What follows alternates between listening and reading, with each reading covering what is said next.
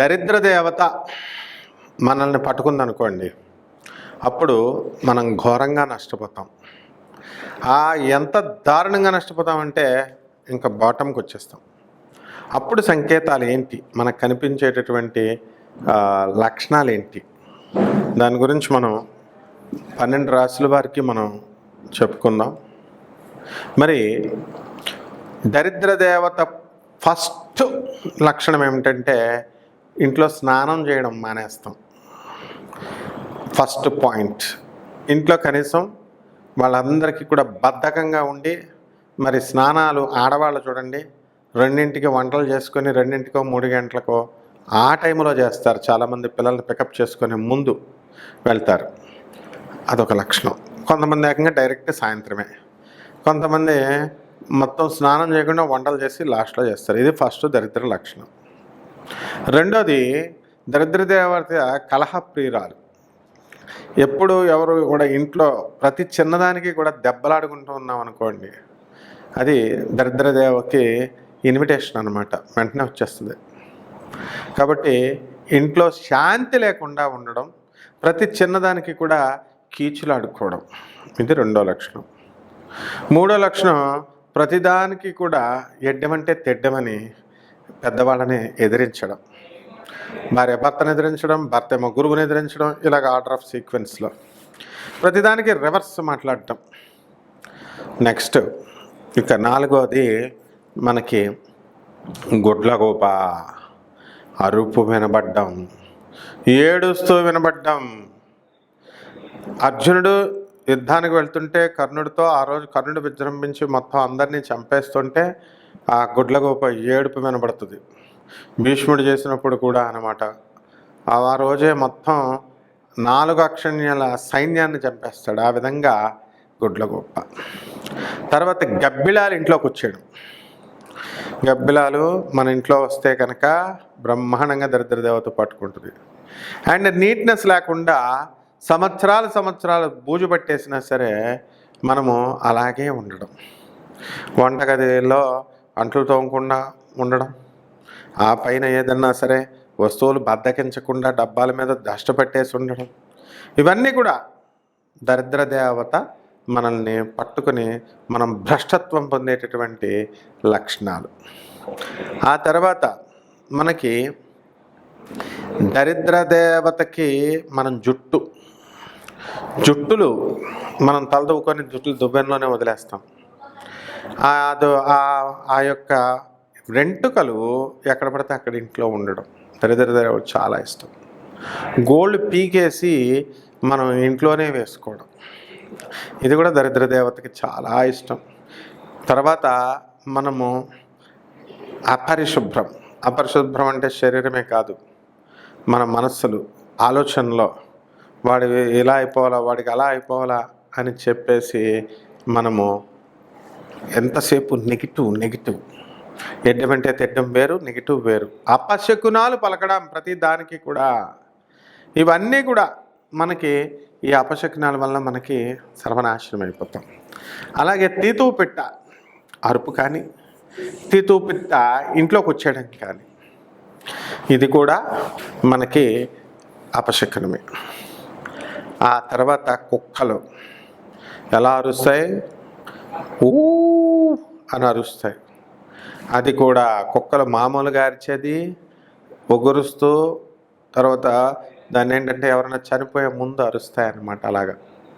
So ఇవన్నీ కూడా దరిద్ర దేవత మనల్ని పట్టుకునే ముందు. ఆ తర్వాత తనను తాను పొగుడుకోవడం, ఇతరుల తప్పుల్ని ఏకరువు పెడుతూ ఉండడం, ఇవన్నీ కూడా దరిద్ర దేవత లక్షణాలు. మరి కాకులు మనకి ఇంటికి వస్తే చాలా శుభం. కాకులు గుంపులుగా వచ్చి మన తల మీద కొట్టిందనుకోండి, అది దరిద్ర దేవత మనకి పట్టుకుంటున్నట్లు త్వరలో. ఈ విధంగా ఈ దరిద్ర దేవత 12 రాశుల వారికి పట్టుకున్నప్పుడు ఒక్కొక్క రాశి వారికి మరి ఈ నెలలో ఏ విధంగా ఉంటుందో మనం చూద్దాం. మీనరాశి. ఈ మీనరాశి వారికి ఆషాఢ మాసం అత్యద్భుతమైనటువంటి నెల. మీ శృంగార జీవితానికి మీరంతా కూడా మంచి పునాదులు వేసుకుంటారు. ఈ వృత్తి వ్యాపార ఉద్యోగ విషయాలలో మీకు రాణింపు అనేటటువంటి ఉంటుంది. మీ జాబ్ సెక్యూరిటీ ఉంటుంది. జాబ్కి ఏ ప్రమాదము లేదు. వృత్తి వ్యాపార ఉద్యోగ విషయాల్లో జీతాలు అనేటటువంటివి బాగా పెరుగుతాయి. కాకపోతే ఏలినాటి శని ప్రభావం, ఏలినాటి శనిలో మనశ్శాంతి లేకపోవడం, ఇంట్లో వాళ్ళందరికీ కూడా మనశ్శాంతికి మీరు ఉండనివ్వరు. కాబట్టి ఈ యొక్క మీనరాశి వాళ్ళంతా కూడా చాలా ఓపికగా మీరు పనులు చేసుకుంటూ ఉండాలా. ఆలోచన శక్తి ఇంకా ఏలినాటి శని ప్రభావంలో ఎలా ఉంటుందంటే, ఏమిటి నేను జీవితంలో ఓడిపోయానా, మరి నేను అనుకున్నది నేను సాధించలేనా అని ఇలా ఈ యొక్క మీనరాశి వారు ఉంటారు. అయితే మరి జన్మంలో ఉన్నటువంటి రాహు వల్ల మీరు అనేకమైనటువంటి విజయాలు మీరు సాధిస్తారు. ఎవ్వరిని నమ్మేటటువంటి సమస్య లేదు. మరి ఆ విధంగా భార్య యొక్క ఆరోగ్యం గురించి మరి సప్తమ కేతు అవడం వల్ల ఆలోచించడం అనేటటువంటిది జరుగుతుంది. భార్యాభర్తల మధ్య మీరు వివాదాలు రావడానికి అవకాశాలు ఉంటాయి. కాబట్టి సినీ సంగీత సాహిత్య రంగాలలో ఉన్నటువంటి వాళ్ళందరికీ కూడా మీరు బ్రహ్మాండమైనటువంటి గౌరవం, బ్రహ్మాండమైనటువంటి పారితోషికం మీకు రావడానికి అవకాశాలు ఉంటాయి. అదేవిధంగా మీరు సినిమా ఫీల్డ్లో సక్సెస్, హీరోలకు మంచి పేరు, మరి ప్రొడక్షన్ యూనిట్కి మంచి పేరు, డైరెక్టర్లకు మంచి పేరు, పారితోషికాలు అనేటటువంటివి వస్తాయి. ఇంతకాలంగా మీరు ఈ యొక్క మీనరాశి వాళ్ళు సక్సెస్ కాలేనటువంటి పనులన్నీ కూడా సక్సెస్ అయిపోవడం అనేటటువంటిది జరుగుతుంది. మరి అలాగే ఏలినాటి శని ప్రభావంలో మీకు అపనిందలు కలగడానికి అవకాశాలు ఉంటాయి. కాబట్టి ప్రజలతో డీలింగ్ చేసినప్పుడు చాలా జాగ్రత్తగా డీలింగ్ చేసుకోవాలా. అనుకోకుండా అప్పటికప్పుడు దాకా బాగుంటారు, అప్పటికప్పుడే గొడవలు వచ్చేసి మీరు కొట్లాటలు రావడానికి అవకాశాలు ఉంటాయి. కాబట్టి బుర్రలపాటు చేసుకోకూడదు. అలాంటి గొడవలన్నీ కూడా నిమిషాల్లో అవన్నీ కూడా సమసిపోతాయి. ఇదంతా కూడా ఏలినాటి శని ప్రభావం అని చెప్పి అర్థం చేసుకోవాలా. 12 ఉన్నటువంటి శనిగ్రహ ప్రభావం వలన పీడా పీడా పీడా, మరి నేను ఇది సాధించలేకపోతున్నాను, నేను అది సాధించకపోతున్నానని నిస్సత్తువుగా మరి నీరసంగా ఉండడం అనేటటువంటిది జరుగుతుంది. ఈ మీనరాశి వాళ్ళు అందరినీ నమ్ముతారు. మరి ఈ నెలలో మీరు సక్సెస్ అనేటటువంటిది నమ్మకాన్ని బట్టి వస్తుందన్నమాట. తీర్థయాత్రలు తిరుగుతారు, యాదగిరి గుట్టలు వెళ్తారు. మరి చక్కగా మీరు పిల్లలకి, మీ యొక్క పిల్లలకి అందరికీ కూడా మొక్కులు తీర్చుకుంటారు, తల్లిదండ్రులను తీసుకువెళతారు. అందరూ కూడా బంధుమిత్రుల వర్గం అంతా కూడా సుఖ సంతోషాలతో ఉంటుంది. మీరు అనుకున్నదంతా కూడా ఈ యొక్క మీనరాశి వారు గ్రాండ్ సక్సెస్ చేసుకుంటారు. కేవలము మీ యొక్క కొంచెం ఈ తొందరపాటు నిర్ణయాల వల్ల మీరు బెట్టింగ్లు అవి కాయకండి, పందాల్లోకి వెళ్ళకండి. ఇక మిగతా విషయాలు అలా ఉంటప్పుడు మీరు గ్రాండ్ సక్సెస్ అవుతారు.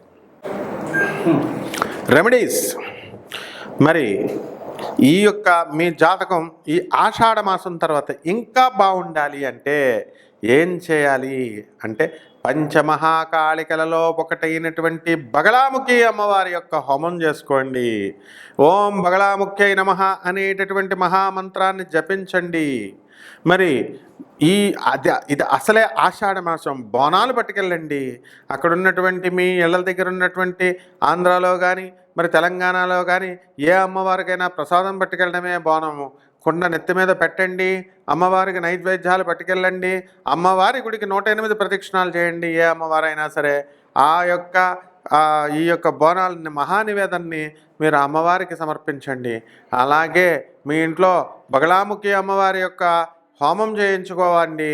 తర్వాత జపము కంపల్సరీ, మీరు చిన్నమస్తాదేవి యొక్క జపము కనీసము రోజుకి 108 సార్లు, ఉదయము మళ్ళీ సాయంత్రము 108 సార్లు జపము, జపమాలతో చేసుకోండి. మీరు అనుకున్నవన్నీ కూడా సక్సెస్ అవుతారు. ఏ పనైనా సరే అపనిందలు పోతాయి మీ మీద. తర్వాత రావి చెట్టు చుట్టూ తిరగండి. రావి చెట్టు చుట్టూ నీళ్లు పోస్తూ మరి దానికి 21 సార్లు ప్రదక్షిణలు చేయండి. ఈ విధంగా చేయండి. అసాధ్యమైనటువంటి పనులు ఏవి ఉండవు. మరి మీరు అనుకున్నది ఎంతకాలంగా మీరు అనుకుంటున్నారు, నాకు ఈ పని అవ్వడం లేదండి అని బిల్స్, కాంట్రాక్టర్లు ఎవరైతే ఉన్నారో గవర్నమెంట్ నుంచి రావాల్సినటువంటి బిల్స్ అన్నీ కూడా వచ్చేస్తాయి.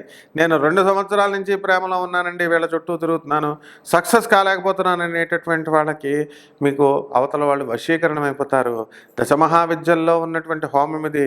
కుంకుమార్చనతో క్రీమ్ క్రీమ్ క్రీమ్ అంటూ మీరు అమ్మవారి యొక్క ఆ యొక్క యంత్రం పైన కానీ, అమ్మవారి యొక్క పాదపద్మాల దగ్గర కానీ, ఆ చిన్నమస్తాదేవి యొక్క పాదాల దగ్గర కుంకుమార్చన చేయండి. మీరు అనుకున్నది మీరు సాధిస్తారు. అలాగే మరి రాహువుని కంట్రోల్ చేయాల. మినుముల్ని, కిలోంపావు మినుముల్ని, ఆవు పేడ రంగు ఉన్నటువంటి వస్త్రాల్ని పేద బ్రాహ్మణులకి దానం చేయండి. అది కూడా శనివారం కరెక్ట్గా ఉదయం 8 గంటలకు చేయాల. మరి అలాగే చక్కగా నవగ్రహాల చుట్టూ ప్రదక్షిణ చేయండి. ప్రదక్షిణ చేసి మీరు మనల్ని చక్కగా ఈ యొక్క రాహుకి ఓం రాహవే నమః అనేటటువంటి మహామంత్రంతో మీరు జపం చేయడం ద్వారా ఈ రాశి వారందరూ కూడా బ్రహ్మాండంగా వృద్ధిలోకి వస్తారు. ఈ నెల మీరు విజయాల్ని చవిచూస్తారు.